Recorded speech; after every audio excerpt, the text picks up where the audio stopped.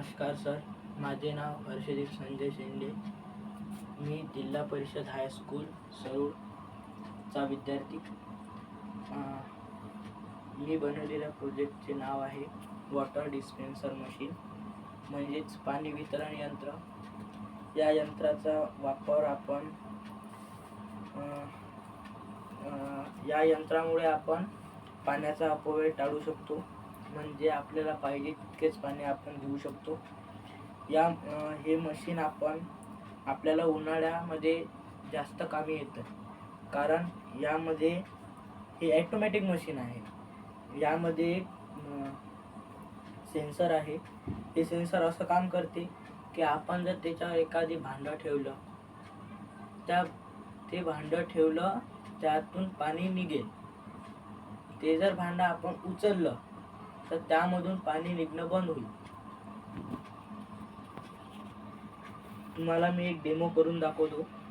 हे बघा, हे आहे एक सेन्सर, हे ब्लेड आहे, हे भांडं.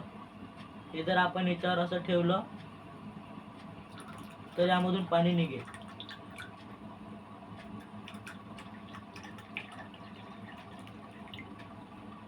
आणि हे जर आपण भांडं उचललं तर हे सेन्सर डिटेक्टिव्ह बंद होईल, म्हणजे पाणी बाहेर येणं बंद होईल. याचा वापर आपण रेल्वे स्टेशन, बस स्टँड, मंदिरे, शाळा, ग्रामपंचायत इत्यादी ठिकाणी वापरू शकतो. विशिष्ट म्हणजे शाळा, रेल्वे स्टेशन आणि बस स्टँड ह्या ठिकाणी सरकारने साधे नळ बसवलेले आहे. म्हणजे त्या नळामुळे काय होते, त्या नळामधून थेंब थेंब पाणी येत राहते. त्यामुळे पाण्याचा अपव्यय होतो. म्हणजे टाकीतले पाणी जे असते ते खतम होते, म्हणजे वाया जाते. ते वाया गेलं नाही पाहिजे, म्हणून माझ्या दिमागात हा विचार आला की हे जे पाणी आहे याचा अपव्यय होत आहे बा, मग आपण त्याच्यावर काहीतरी उपाय केला पाहिजे. म्हणून मी हे वॉटर डिस्पेन्सर मशीन म्हणजे पाणी वितरण यंत्र तयार केले. हे तयार केल्यामुळे आपल्याला काय होते की आपण पाण्याचा अपव्यय टाळू शकतो.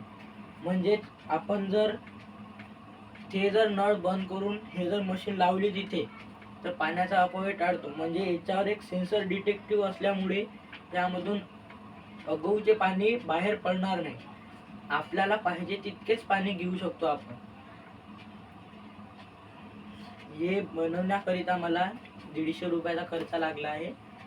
त्यामध्ये मी pipe, motor, wire, diode, blade, motor वस्तूचा वापर केला आहे.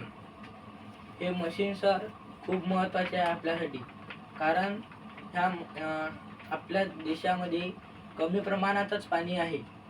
म्हणून मी हे मशीन बनवली आहे. धन्यवाद सर. मी एवढेच बोलू शकतो.